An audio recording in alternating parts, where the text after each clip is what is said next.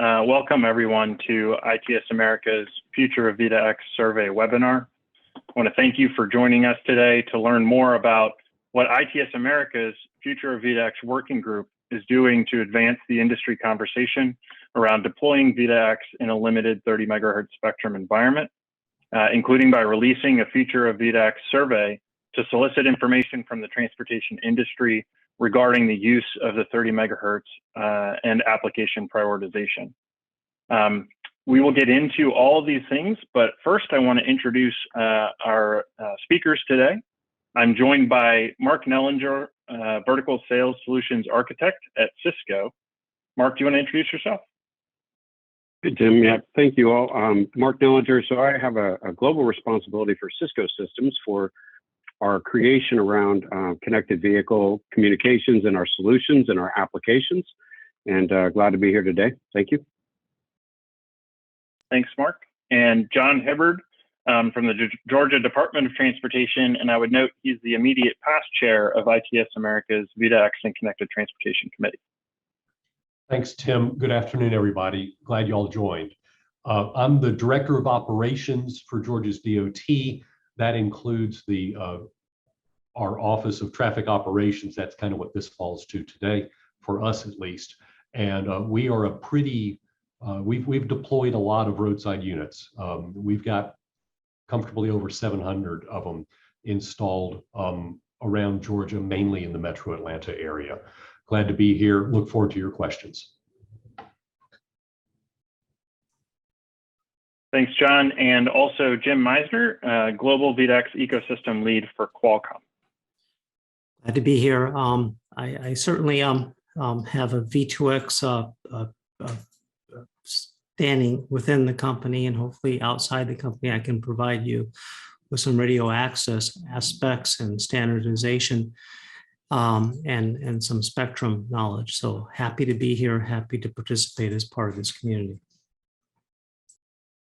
Thanks, Jim. And if we could go to the next slide. In order to get a better understanding of what we're asking for in the survey and why we're asking for it, I think it's important to provide some additional background information on ITS America's work on the future of V2X and 30 megahertz. So we'll start with a review of the development of our preliminary 30 megahertz application map. I'll review our current research on deploying V2X and 30 megahertz, and then we will present on the future of V2X survey. As a reminder, we will have some time for questions at the end of the presentation, so please submit any questions you have during the webinar in the Q&A function, and we'll make sure to get to those at the end. Next slide. So in response to the FCC's proposed rulemaking on the 5.9 gigahertz band, ITS America convened a future V2X working group to evaluate the expected impacts of the reallocation of the lower 45 megahertz of spectrum on V2X deployment. This working group is comprised of infrastructure owner-operators, automotive manufacturers, and technology companies. And in early 2021, the working group released a preliminary 30 megahertz application map that attempted to identify which V2X applications would and would not likely be deployed in a limited 30 megahertz environment. During this process, we evaluated spectrum requirements for roughly 90 ITS applications based on spectrum requirements, stakeholder priority, and likely safety benefit. Next slide. The spectrum requirements were calculated based on assumptions about the number of vehicles within communication range, packet size, repetition rate, activity factors, spectral efficiency, and channel utilization. We also identified and incorporated application prioritization based on stakeholder priority and expected impact on safety. Stakeholder priority was evaluated by soliciting input from infrastructure owner-operators about which applications should be prioritized in a 30 megahertz environment, in addition to some less formal conversations within the working group with OEMs and other stakeholders. For the impact on safety, we assessed the likely safety benefit through informal discussion within the working group, as well as reviewing the NHTSA Vehicle Safety Communications Project final report. Next slide.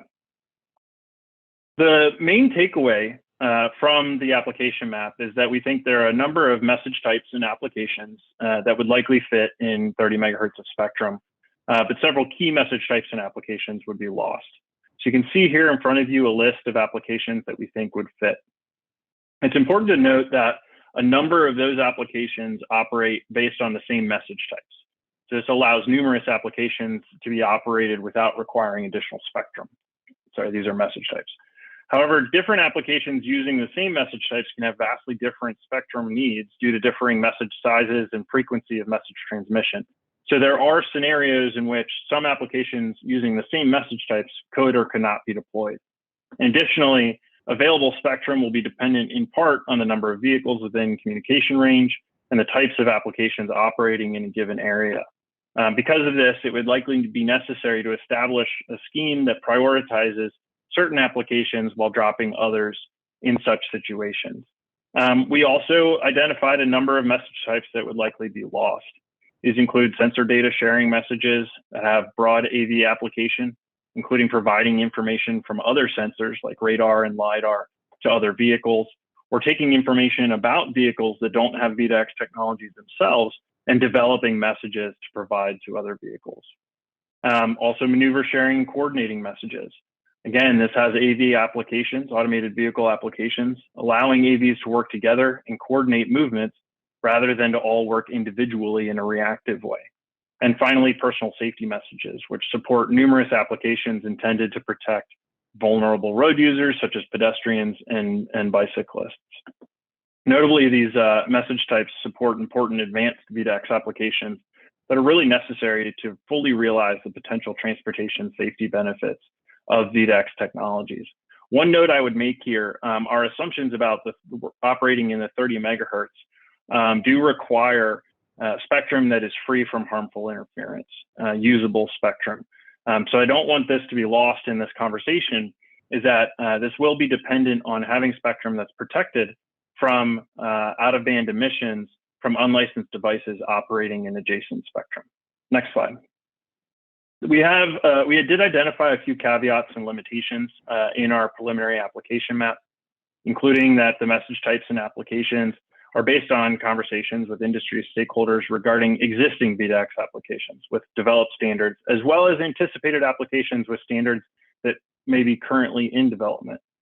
It's important to note that some applications could move between those two lists based on message type used and on in-vehicle computing capabilities.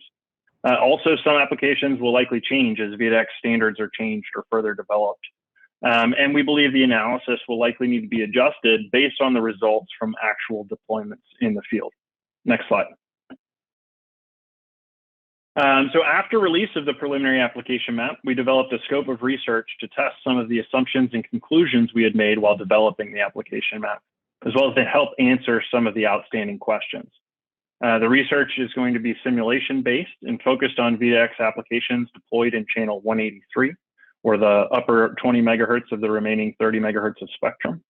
This research will include simulations in both highway and intersection scenarios, and we've tagged a number of applications to be included in the studies. The highways, it includes telemetry data from vehicles, queue warnings, weather warnings, and platoon messages.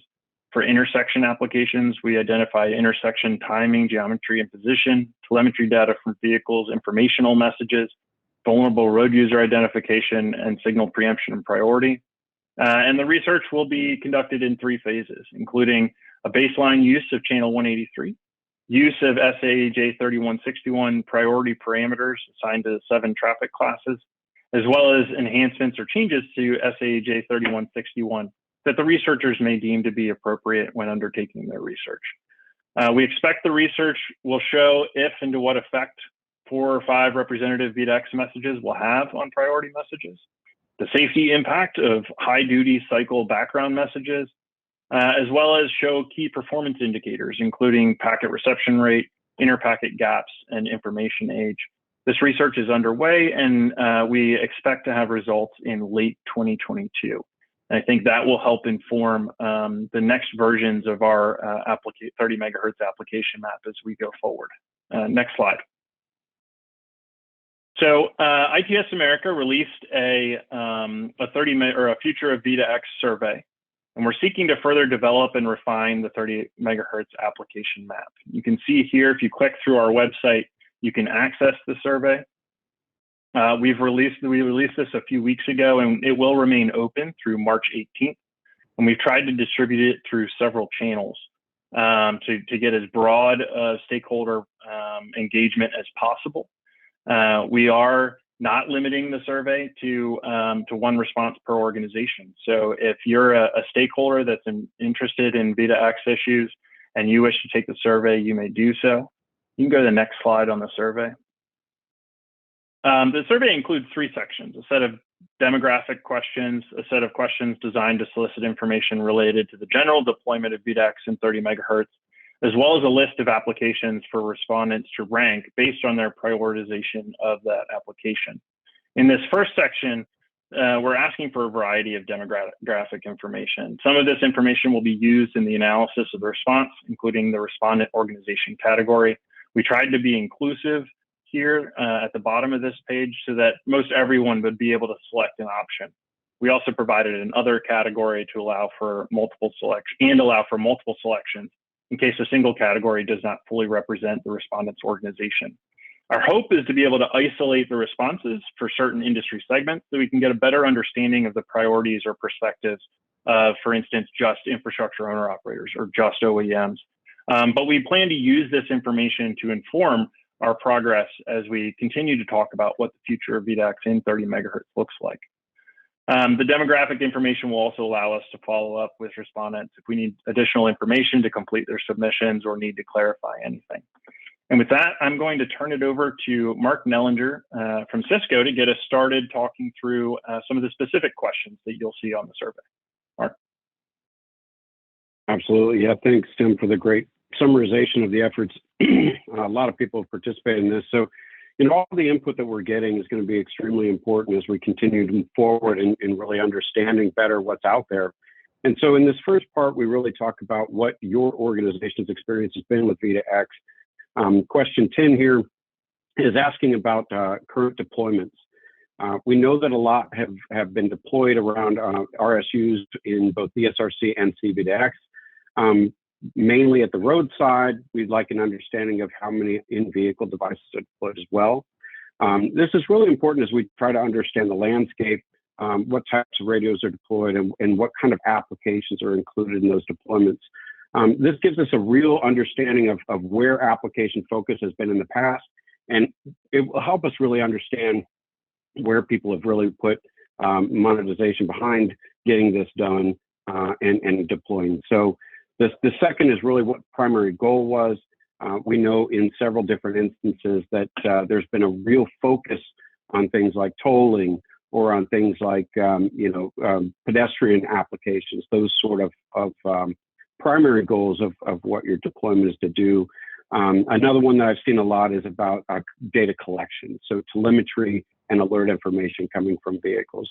So that's really where our focus is here. And again, it really will help us build a bigger picture of what's out there today. The number 12 is really describing just what is your goal in deploying CV2X devices. If there's a plan in place, if you have current projects that are scoped, what those scales and timelines will be. And then if you do have DSRC deployed, is there a current plan in place to replace the DSRC, to remove the DSRC, or if there's any type of description you can get around those device types? So go ahead and go to next. So here on a scale of 1 to 10, we really look at when you start looking at how you are perceiving the use of this 30 megahertz. When you're walking through this, understand that I really apologize. I've got someone in the background making a lot of noise. So we really want to understand when messages could be at risk. So as we look at the 30 megahertz and we start evaluating these applications, where is it that you are afraid that you may lose messages? So as applications are deployed, and I'll just take one, something like pedestrian protection, for instance, we really start to depend heavily on a message like a personal safety message. So if there's a particular application that you care about, what is the effect on that application if we start to see a degradation of performance? And so that's really what we're asking here. Okay, if you hit next.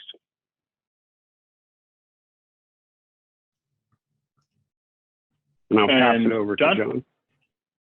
And I'm going to walk y'all through the next couple of questions. And you can see, as we've made it thus far through the survey, you can kind of, as you go from what Mark was introducing to, okay, these next couple, and you can kind of see a progression here. And I hope it is, oh so clear. We want your input. We want you to respond. There's like pushing 90 people on this call right now. 90 responses would just be a lot of value to us moving forward. So, should stakeholders be provided flexibility to choose which applications operate in a given geographic area? Okay, well, 15 is kind of two questions, right? And you can think of given geographical area, you can think big urban, rural. You can think warm climate, cold climate, different geographical areas. You might be able to slice it finer, I don't know, but we want your thoughts on this. Should that flexibility should it exist? If so, if you go there, should there be a minimum set of message types and applications that are always supported, wherever you are, kind of a thing. So that's 15.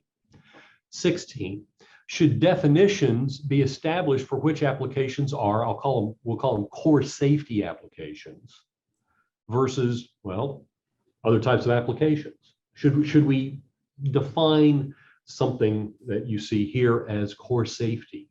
And love your answer. We provided a nice big box there, and we tried. In fact, Mark Knellinger tried real hard, and we couldn't find a max number of characters in these boxes. So you're welcome to go on at length in any of these responses if you wanna.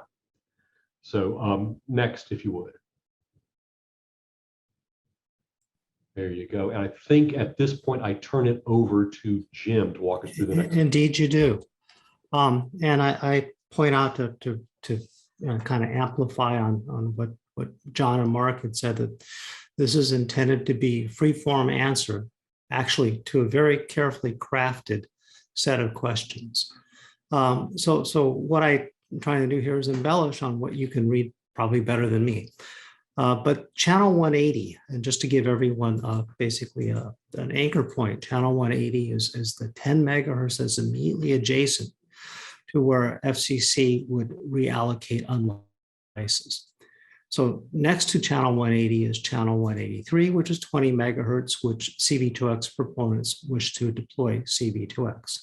So you kind of see this is in between. So due to the proximity and the FCC's proposed power limitations on unlicensed devices, that is, unlicensed devices immediately adjacent to channel 180 could be at high enough power and there might not be enough of a wall to block all of it. So it's likely that unlicensed devices will cause these out-of-band emissions to channel 180. So given those constraints, how could we use channel 180? So this is where the freeform comes in. Are there and should there be applications in that channel 180 that might be more tolerant to interference? Your thoughts would be quite, and insights would be quite valuable to us trying to figure out a way forward. Should channel 180 be used to provide critical service needs such as over-the-air certificate top-off? That is, the certificates have to be replenished from time to time. So are the CRLs, or certificate revocation lists, and all sorts of types of security credential management system concepts, up to and including device management. So that's perhaps a leading question, but an important consideration when one thinks about this total V2X enterprise. And if you have your own ideas for channel 180, we're all ears. And again, since this field we don't think can be broken, expand as much as you can on those types of ideas. So next question.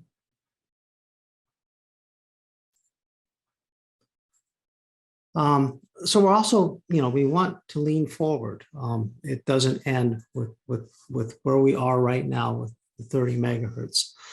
So transportation industry stakeholders, basically this group and others, have called on the FCC to work with US DOT and the NTIA to identify additional spectrum for use, because we anticipate new and evolving technologies to be made available to us. So if additional spectrum is allocated, should that spectrum be reserved for something called 5G and or V2X? To explain that, that would be the 5G incarnation, which is a different radio access technology. It's evolved. That's where new radio stands for. Or another generation technology, yes or no? And then to expand, which applications might not fit the 30 megahertz would be on your list to include in that additional spectrum. So think about the future, think about connected and automated vehicles. Think about how you aspire for the connectivity proposition to work in a safe and efficient transportation system, and then have at it. Again, this would be highly informative. The compendium and each individual input will be quite valuable as we try to take the pulse and help the industry move forward with what we have and what we could have.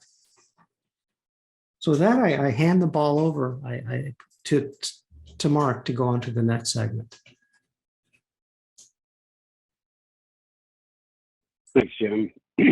So what we've done is we've done a lot of research from past projects to really come up with as comprehensive a list as we could of all the different applications that have been identified in many different outlets. So we've got a very comprehensive list here. Some will overlap quite a bit, but they were identified within different segments, different websites of different applications, different definitions for applications. So we wanted to make sure that this was a very holistic list. And really what we're looking for here is, as an user of these applications, as an owner operator or an OEM, where do your priorities really sit? Which applications are most interesting to you? I would encourage you to really understand that all of these applications are likely to be important, but to really pull out the ones that make the most sense, that you feel would be best funded and best supported and deliver the best experience for your users. So as you go through this, it's a very simple 1 to 5 ranking. We don't really have any anticipation on how many of these will come up as 5s and how many will come up as 1s. I would encourage you to read the whole list first to really identify which ones of these will be the highest priority for the deployments that you'll be a part of, and then to give us a real perspective on where you see these falling. What we'll do with this information is we'll take this back, we'll complete our ranking. We had only done 4 different DOTs at the time when we had done our original study, just to get a basic feeling for where deployments are happening and what the importance of the applications were. So we're hoping to get a much more holistic view of what is being deployed and what the priorities of these systems are. And so that's what this section is all about. And again, we really appreciate any inputs that you have. And then at the bottom, I don't know if there's a space. I believe there's a space for us to input other applications. And so here, if there is something that doesn't show up on the list, which I'd be really surprised, because we really did a lot of scouring for different names of applications. But not only could you put a title for an application here, but a brief description of what that application is in case we're trying to discern it. And then if we have additional questions, we may come back to you. But please, by all means, every bit of this data is very helpful for us as we move forward in all of our analytics about how this will be affecting our ability to deliver the next generation of roadways. So, and with that, I'll hand it back to Tim. Actually, I think that I had a speaking part here, Mark, a small one. Jim, sorry about that. To give color and to paraphrase from a song, I've been everywhere, man. So I've been around these applications actually since I first heard about V2X for safety in 1998 in the lobby of the La Plante Plaza Hotel. So I've been around. So some of these just you see proper nouns, but there's a meaning to all of these and there's a root to all of these. One good place to look it up is one of the links, which is the architectural reference for cooperative intelligent transportation, or ARC-IT. look for the service packets, and you can see a few words of embellishment to kind of describe what some of these have been imagined to be. That's not the complete list, but it's a fairly good compendium of the state of play right now. Some of these come from a DOT program called the Dynamic Mobility Application circa 10 years ago. There are actually more applications that people have contemplated, believe it or not, through the years. Remember, this stuff came about before the iPhone was invented. So it's been around for a while, some of these ideas. Some of them have been really refined and have very, very specific meanings. Others, you may have your own meaning, and this is why we ask you to add your own narrative. So don't be intimidated by this list. Think of each of these as an application of itself as you wish. You can do the research, or you can ask us questions subsequent to this presentation and during this webinar. We'll be happy to try to fill this in. So it's a long list because there's a long list of needs for V2X in this country and elsewhere. So, you know, have at it, do your best. And I guess now I'll turn it over to Tim. Thanks, Jim, and Mark and John for helping guide us through those survey questions. And I would encourage you all to come back on video. Everyone who's attending this webinar, please put your questions in the question and answer box that's available to you. We have a couple questions that we will start going through and want to make sure, you know, this is the opportunity, I think, to pick the brains of some of the architects of ITS America's future of V2X work. And I can assure you that everyone at ITS America in the future of V2X working group will take the input of the industry very seriously. And we want to make sure that, you know, we're providing a basis for the industry conversation to continue. We all feel strongly about the importance of V2X to the transportation system and to transportation safety, and the benefits that we will reap. And we want to make sure that we continue to move the ball forward. So with that, I'm going to ask a couple of the questions. And the first one, which is related to interference, is, you know, we keep talking about what is below channel 180, the lower 45 megahertz. But what about what is above channel 183 in the 6 gigahertz band? Is that too going to cause interference? And I'm going to hand this one over to Jim. Yeah. So, you know, there's 1200 megahertz of unlicensed use in principle that could be used above that, which is rather significant because these could be very wide bands. There are out of band emission limits that are, you know, we can be subjective about this, but one subjective interpretation is not so bad, especially if offset.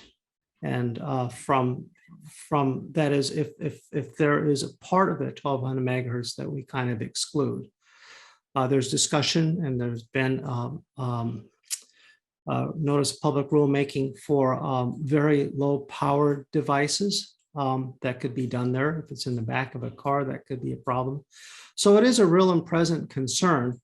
We don't focus in as much because the out of band emission levels are not as onerous as some of those that people have been contemplating for the spectrum that's below channel 180 through 183.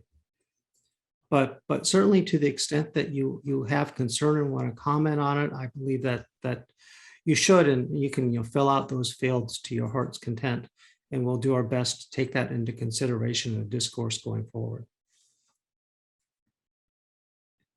Thanks, Jim. Another question, and then I'm going to open this up to all three of you.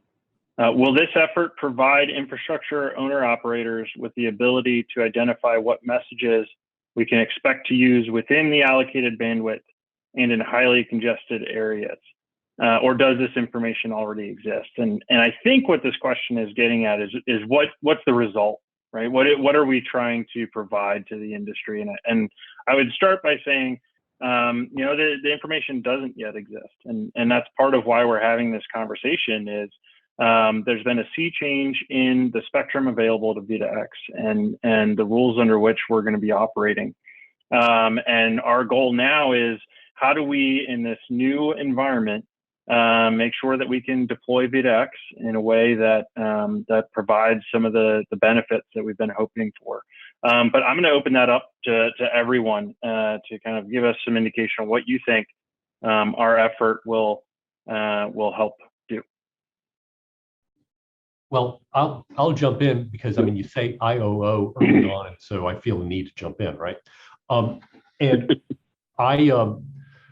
to the ability to identify what messages we can expect to use, I think the results of this survey will greatly inform that. I don't think it's going to answer it, but I think we're all going to come away saying, look at this. Look at the interest on these and maybe not so much on these.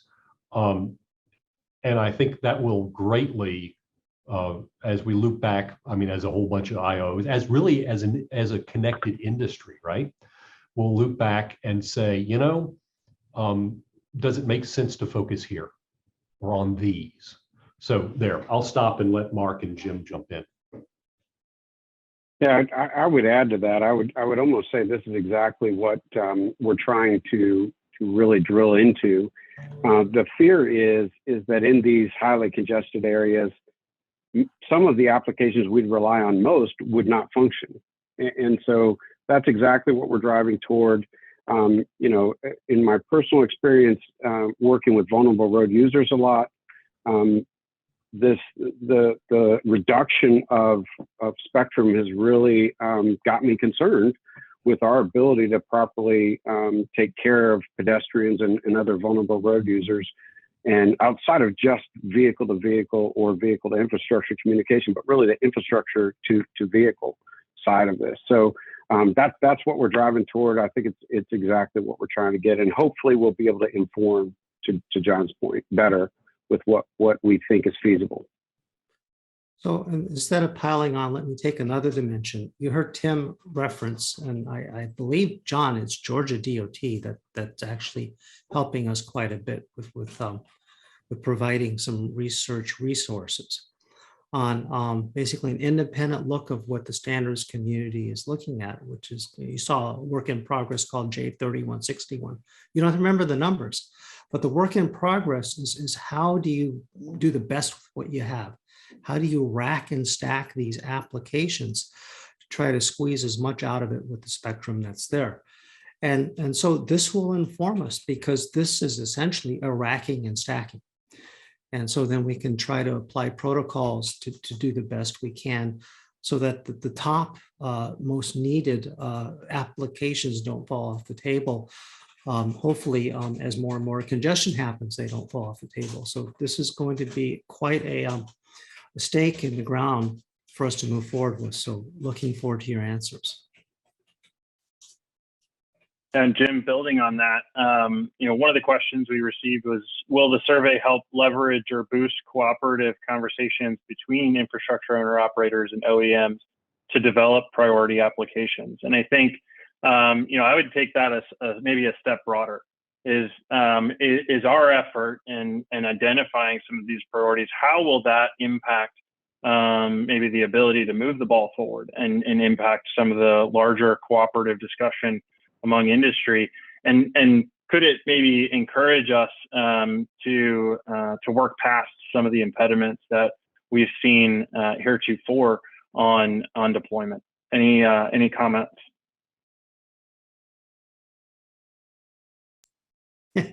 Well, I mean, the fact that we're having this discourse now shows already that part of that question is answered.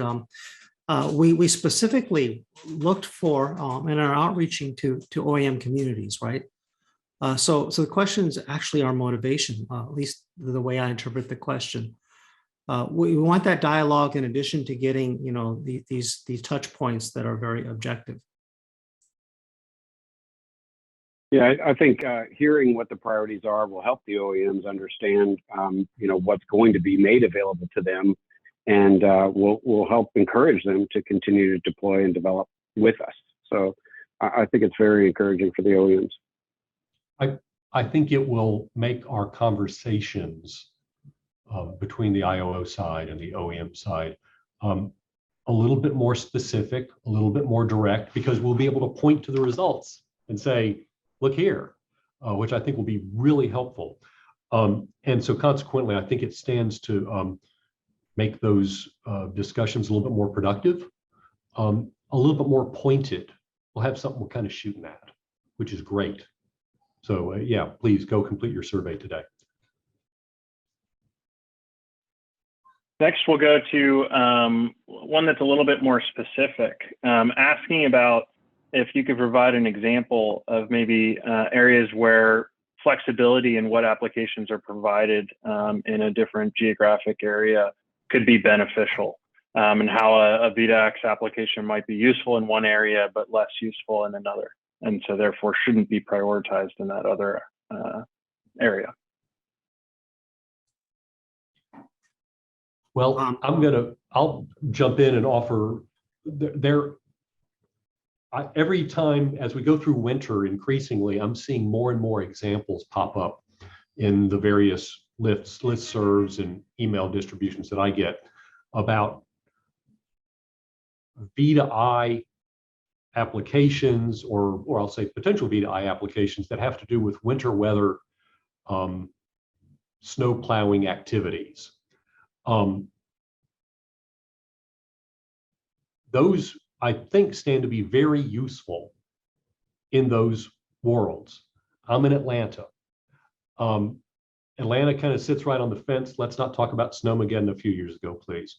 But as you go south of Atlanta, I'll say it like that, the need for apps that are focused on winter weather and winter weather response probably isn't quite as great a need. Even as I think it's a killer sort of application as you get up into climates where that's a very routine and typical part of winter, and it stands to greatly inform both the operator, the field operator, as well as their central operation as to what's going on. So I'm in San Diego. I don't even know what winter is. But let me give another example, which is that take intersections, or basically arterials and collector roads, vis-a-vis limited access roads or highways or freeways, and you can imagine segregating very easily connected intersection applications vis-a-vis the types of perhaps even weather applications that you might want to have on the highway. So if we can segregate things out geographically, we can squeeze in pertinent types of messages based on those types of recognitions. I really like the platooning example. You know, you're not going to be platooning typically through intersections where you've got, you know, maybe pedestrians. So when you look at geographic differences in applications, platooning is a great example where you've got rural highway and you're using part of the spectrum really dedicated to platooning. And then, you know, that same exact reuse of that space within the spectrum would be utilized for something like pedestrian protection. So I think there's definitely areas that geographically it'll change the way this looks on the application map. And I think what insight this will give us is what are those priorities and where. And, you know, it's even been talked about, will there be a point at which some applications are not supported in some geographic areas due to the lack of spectrum. And so that's another thing that I think our study will help us show is, you know, is allocating an application to a geographic area something that's useful to protect the application in and of itself. So I think that's a really, really interesting take on what we could do with the spectrum that we have. Thanks, Paul. And we had a couple questions related to the kind of current regulatory environment for connected vehicles and some of the recent regulatory actions and how that impacts things.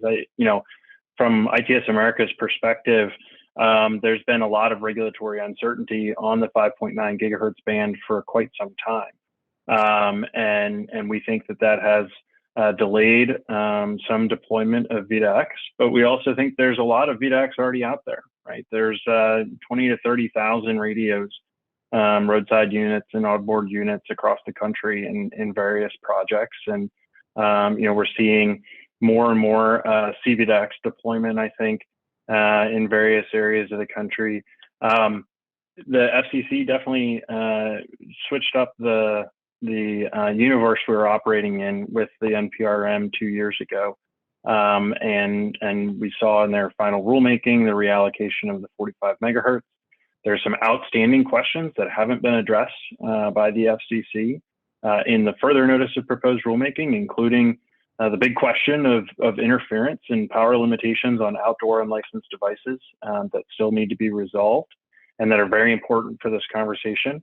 But I think you can see within ITS America and within the transportation industry, stakeholders are continuing the conversation on how to protect the spectrum to the best of our ability and ensure that we can continue to deploy V2X in a way that gets us benefits. And I hope that this conversation we're having today, continues to lead to a broader transportation industry conversation about what kind of agreements we need. We've heard about, is this going to increase communication between IOOs and OEMs, and does this help kind of the industry move forward? And I think it can.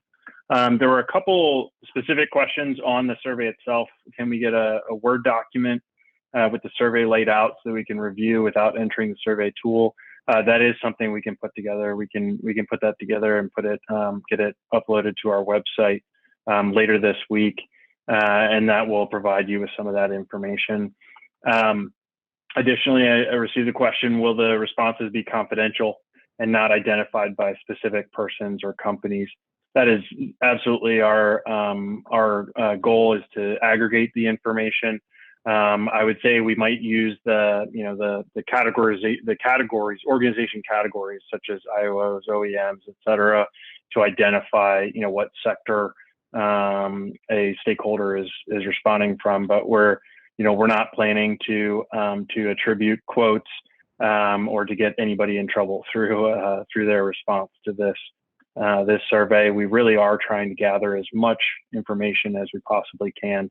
We think that will make our efforts stronger and more valuable and will benefit the community. With that, I would say if there's any more questions, type them in now. There's one question: do you make any distinctions between personal vehicles and commercial vehicles? I don't know, Mark, if you want to talk about any distinctions there or in applications. Yeah, the applications cover every genre of vehicle type that's deployed. So we're trying to stay away from that entirely. We know that priorities will be different all around the country. So we don't want to get specific to that.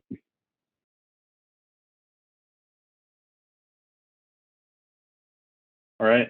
I don't see any more questions. So I just wanted to take the opportunity to once again thank John Hibbard, Jim Misener, and Mark Knellinger for joining me today, and for all their work that they've done in the Future of V2X working group and over the last couple of years in helping us really try to answer some of the questions that the FCC's action raised and help to chart a path forward. The survey will remain open through March 18th. We hope everyone will respond. If you know other colleagues in the industry who maybe haven't seen the survey or haven't responded, please encourage them to do so. As we've noted multiple times, we are trying to gather as much information as possible.